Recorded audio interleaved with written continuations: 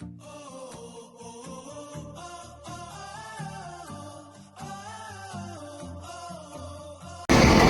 umaga po sa ating lahat mga ka-joiners, mga kapwa ko Pasigueño. Nandito po tayo ngayon sa Barangay Manggahan at inauguration po ng concrete reblocking and asphalt overlay along East Bank Road. At nandito na po sina Mayor Vico Soto, Congressman Roman Romulo, Vice Mayor Dudut Jaworski at ang ating mga city councilors at mga barangay council ng Barangay Manggahan.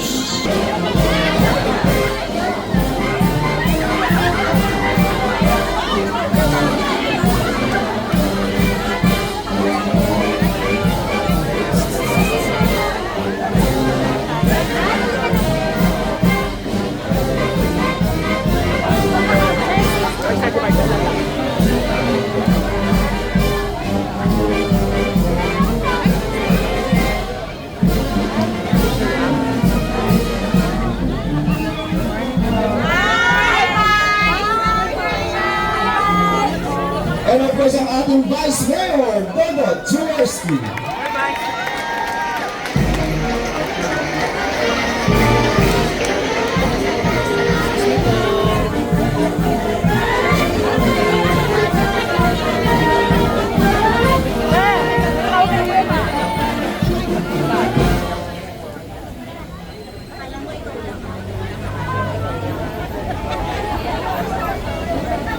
Yung maiksing programa ngayong umaga.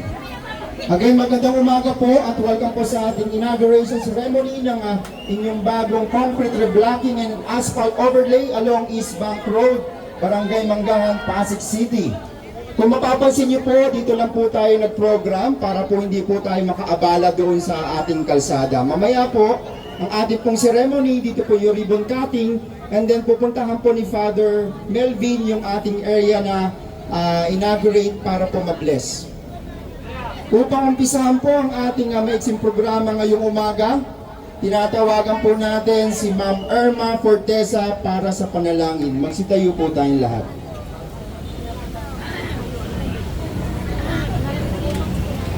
Magandang umaga po sa ating lahat. Ano man po ang ating mga relihiyon, tayo po ay samantaling manahimik para mag-isa. Sa ngalan ng Ama, ng Anak, ng Espiritu Santo. Amen. Lord God, maraming salamat po sa biyaya ng buhay na pinagkaloob ninyo sa amin sa araw nito. Ina Maria. Amen. Sa Espiritu Santo. Maraming salamat po, Ma'am Irma. Magsiupo na po tayong lahat. And of course, magandang umaga po sa ating mga kasama mula sa Barangay Manggahan Council and Staff. Maraming salamat po.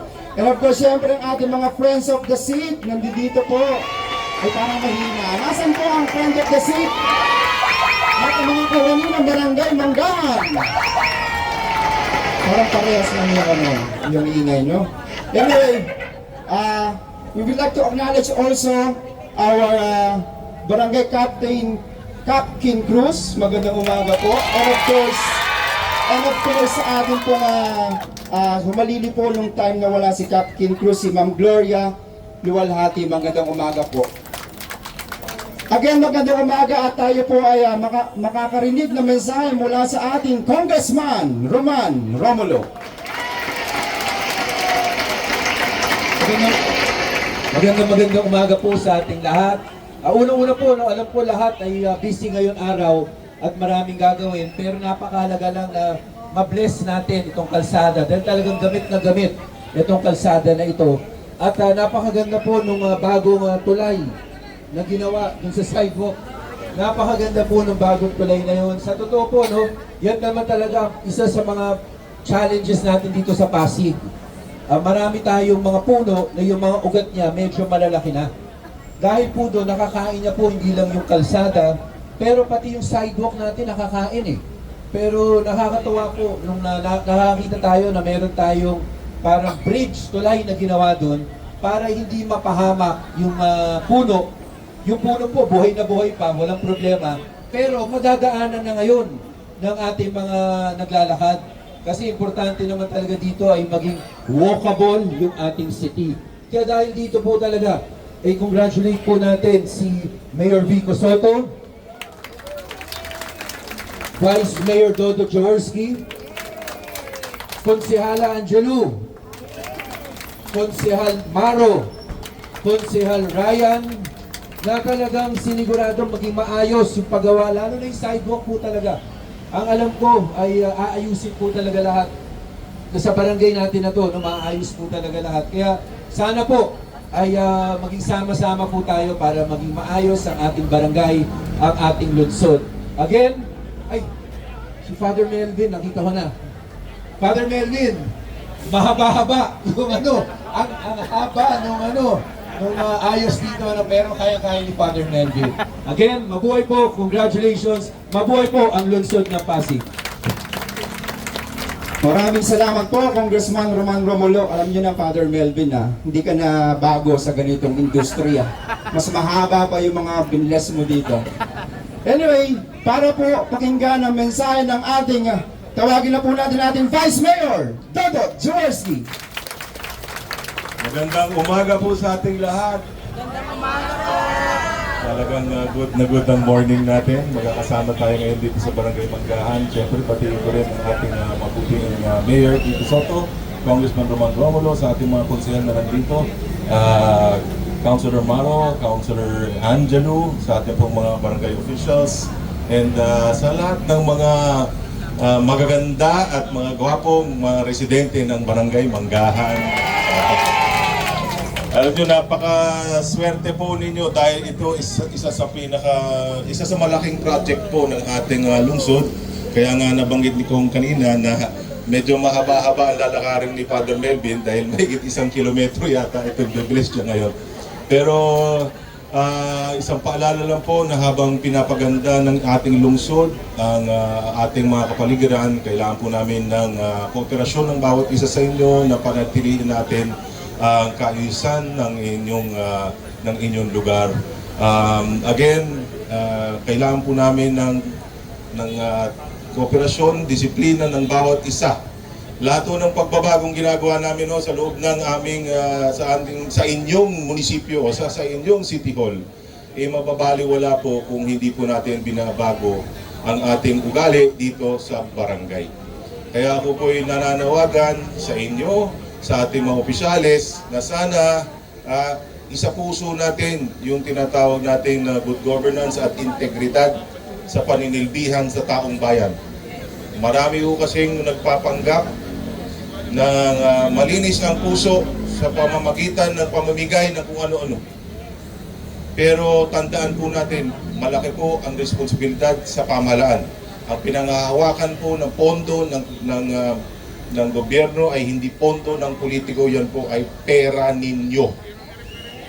Pera ng taong bayan. At kailangan po tiwala, ang napaka-importanteng hindi po masira.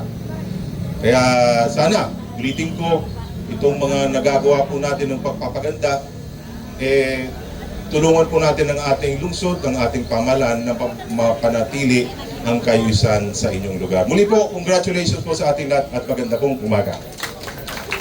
Maraming salamat, Vice Mayor Dodot Jaworski. At siyempre, wag na po natin patagalin ang pagbati at mensahe ng ating punong lungsod, Mayor Vico Soto. Maraming salamat. Upulan po kayo. Magandang umaga, Barangay Manggahan. Maraming salamat kina Congressman Roman at Vice Mayor Dodot sa kanilang magagandang mensahe at mga paalala sa akin. Nagkwentuhan nga kami kanina ni Kong yung ibang mga ginawa po natin. Of course, alam niyo po yung concrete road reblocking, ay nasabi ni Vice, isa ito sa malaking pina-reblocking po natin at asphalting. Pero alam niyo po, sa mga proyekto natin ngayon, tinitingnan din natin kung yung malalakaran ng tao, diba? Kung pwedeng i-preserve yung mga puno, gaya nung nasabi ni Kong kanina, yung mga tinitingnan natin, hindi tayo basta yung magpa-project lang, tinitingnan po natin lahat-lahat. Pero para sa kaalaman po ng lahat, ito po ay almost 22 million pesos na project, 21.9 million pesos. At kasama po dito yung asphalting works, more than almost 14,000 square meters po ang pina-asphalto natin. Doon naman po sa concrete reblocking, nasa 183 meters ang haba ng reblock po natin. Total concrete reblocking po ito. Ang area po niyan ay 620 square meters. Meron din tayong in-install yung mga studs ba yung tawag doon, engineer? Solar studs, ano? Na 318 pieces din po yan. Siyempre kasama yung pavement markings, yung painting works. Hindi lang po kalsada mismo yung ginawa po natin, pati yung concrete wall fence, wire mesh metal fence. Pag-aayos lang ng konti, hindi naman totally ano yung sa perimeter fence, pero kasama rin po sa project yung improvement niya. At isang importante, gaya ng sabi ko kanina, yung makakalakad ng mga tao ng maayos. Unti-unti, i-improve natin yung walkability, yung mobility, ika nga, ng ating lungsod. Mahirap gawin, lalo na hindi ideal yung mga sukat ng kalsada natin. Sa ibang lugar talagang makikitid, maninipis ang mga kalsada natin. But we do the best we can. Ika nga, repair of sidewalk, kasama yung curb at gutter, 280 meters po ang haba nito. So all in all, 21.9 million pesos at umaasa po ako na maganda ito, na maayos ang kalidad. Congratulations din sa ating engineering department. Nakikita natin yung mga napakita nga sa akin ni engineer kanina, no? Pati po ito yung mga pictures nung testing nila. Alam naman po natin, di ba, sa unang phase ng pagbabago natin, binuksan natin ang bidding, inayos natin yung mga proseso, gumawa pa nga tayo ng bagong opisina na talagang yung mga experts sa procurement management office, inayos po natin. Pero yung pangalawang nangyayari, hindi naman natin nila lahat. Yung contractor na gumawa nito, maayos naman po yung track record niyan. Pero nakikita po natin sa ibang lugar, susubukan na pag walang nakabantay, medyo ninipisan ng konti. Pag sinabing 2.5 inches, baka gawing 2 inches na lang, bawasan na ng konti, baka wala naman makapansin. Kaya yung isang ginagawa natin, paayos man yung track record ng contractor o hindi, mas nagmo-monitor na po tayo. Yung engineering mismo, ito yung mga picture, sinusukat nila yung, nasa na ba yun? Ito po, sinusukat nila yung asfalto, kung tama ba talaga. At hindi lang po engineering. Ngayon po, sinasamang isa sa magandang ginagawa po natin, sinasama na rin natin yung mga tinatawag nating civil society, yung mga NGOs, mga kabataan na gustong may gawin. Di ba, naghahanap ng gagawin para makatulong sa pamahalaan. Alam nyo, di ba, minsan, di ba, dami natin napapanood sa balita. Minsan, sa totoo, hindi na natin alam kung anong totoo sa hindi. Sa mga napapanood natin sa news, sa nasyonal, daming nag-aaway-away, daming akusasyon tungkol sa korupsyon. Pero ang importante, tayo, kung nasan tayo ngayon, ayusin natin. Kung ano yung nasa bakuran natin, ayusin natin, huwag natin konsintihin. Pag may nakikita tayong mali, ayusin po natin, linisin po natin. Kung bago tayo tumingin sa malayo, tingin muna tayo dito sa ating lungsod, tingin muna tayo, ayusin, linisin natin ang ating barangay. Kaya, siyempre, sisimula ako bilang mayor, magsisimula po ako sa LGU natin, sa city government. Hindi ko pa kayang sabihin na perpekto. Siguro, hindi naman darating ang punto na masasabi natin na perpekto. Hanggat may tao, hindi perpekto ang gobyerno. Di ba? Hanggang taong namumuno, talagang nagkakaproblema. Minsan may makikita kang parang mali o hindi tama. Ang importante, aktibo tayong nag-aayos, naglilinis, at pag may nakita tayo, hindi natin nahayaan. At syempre, kung totoo yan sa city government, totoo rin po yan sa pamahalaang barangay. Pag may nakita po tayo, kahit kaibigan natin, kahit mahal natin, kahit diba, tumulong o kung ano man sa politika, sa personal, hindi natin pwede konsintihin. Kasi yan talagang problema natin sa Pilipinas. Minsan, ang layo ng tingin natin. Pag may nakita tayong korupsyon na malaki sa ibang lugar, galit na galit tayo. Pero pag dito sa atin, hinahayaan, kinukonsinti natin. Kung gusto natin umasenso bilang isang bayan, kailangan tigilan na po natin yung ganong klaseng ugali, ganong klaseng pamaraan. Kung may nakita tayo, malaki man o maliit, ang problema lang sa kaso ng Barangay Manggahan, medyo malaki talaga yung mga nakita natin. Para sa kaalaman po ng lahat, hindi po natin nahayaan, hindi po natin babayaan. Magalit na lahat ng tao, basta gagawin natin kung ano ang tama. Tatayuan natin kung ano ang tama. Yung mga nakita nyo pong admin case na nakasalang po sa sanggunian, sa totoo, yun pa yung pinaka-list. Yun pa yung pinakamababa. Kasi syempre, kung ano yung pinakamaliit, yun yung pinakamadaling isalang kaagad. Nag-case build up po tayo, nag-due diligence din tayo, nag-evidence build up po tayo dahil medyo malaki po yung mga pinag-uusapan natin, multi-million pesos at hindi natin pwedeng hayaan. At ako naman po, bagamat may mga sumusubok na lumapit, kausapin ako, okay lang naman sana, wala naman masama mag-usap. Pero ang mahirap kasi minsan, pag yung kakausap sa'yo, malakas gumawa ng kwento at mahilig gumawa ng kwento. Kaya para wala nang tanong, wala nang question, basta hindi kami nag-usap, period. Kahit ano, hindi kami nag-usap, period. Mahirap kasi mag-uusap ka, tapos paglabas ng opisina, sasabihin, ay, sabi ni Mayor, okay na. O sabi ni Mayor, ganyan na. Nabiktima na ako ng ganyan ilang beses na. Hindi na ako papayag na magamit yung pangalan ko para madali, para simple, para katotohanan ng mangibabaw. O basta, hindi kami nag-usap. Kung anong nakikita natin sa ebidensya, yun po ang uusad. Wala tayong papanigan, wala tayong kakampihan. Kung ano yung katotohanan, dun po tayo. Sana malinaw po yan sa lahat ng taga-barangay Manggahan. Maraming salamat po sa inyong lahat. Lagi po natin tandaan yung mga mabuting pagbabago na gusto natin makita sa ating barangay, sa ating lungsod, maging sa ating bansa. Hindi po yan mangyayari sa teorya lang. Hindi po yan mangyayari sa social media lang. Hindi yan mangyayari dahil pag may nakita tayong sa malayo, yan yung kailangan kung nasaan tayo. Magsimula tayo sa ating sariling bakuran. Pakilala natin ang pagbabago. Gawin natin ang lahat na makakaya natin. Hindi man natin kaya ay perpekto, importante lumalaban tayo para sa mas magandang kinabukasan ng ating lipunan at ng ating bayan. Maraming salamat, Barangay Manggahan. Maraming salamat, Mayor Vico Soto. Alright, ribbon cutting po muna tayo. At the count of 3, 1, 2, 3. Congratulations, Barangay Manggahan. At narito po si Father Melvin upang pamunahan po ang pag-bless ng ating inauguration.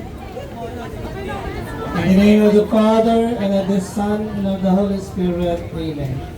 The grace of our Lord Jesus Christ, and the love of God, and the communion of the Holy Spirit be with you all.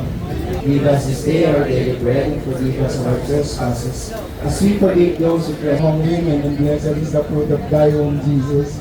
Holy Mary, Mother of God, pray for us sinners now at the hour of our death. Amen. Hail Mary, full of grace, the Lord is with the fruit of thy womb, Jesus. Holy Mary, Mother of God.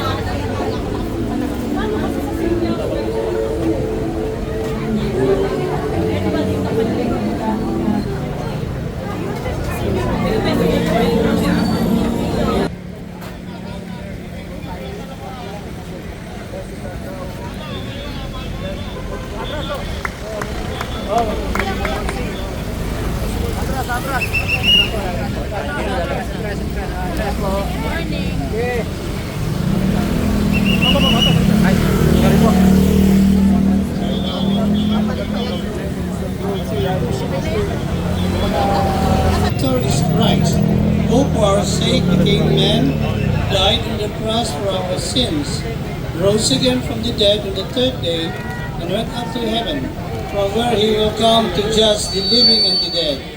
Ayan, muli po, congratulations po sa Barangay Manggahan at sa lungsod ng Pasig. Isa na naman po bagong proyekto ang inaugurasyonan ngayong araw na ito. At hanggang dito na lang po muna ang ating vlog. Maraming salamat po sa panonood at para po sa pagpapalang sa ating channel. Welcome po ang lahat and please like and share, comment down below and please subscribe para lagi po kayong updated sa kaganapan sa lungsod ng Pasig. Yun na po ang lahat. Bye!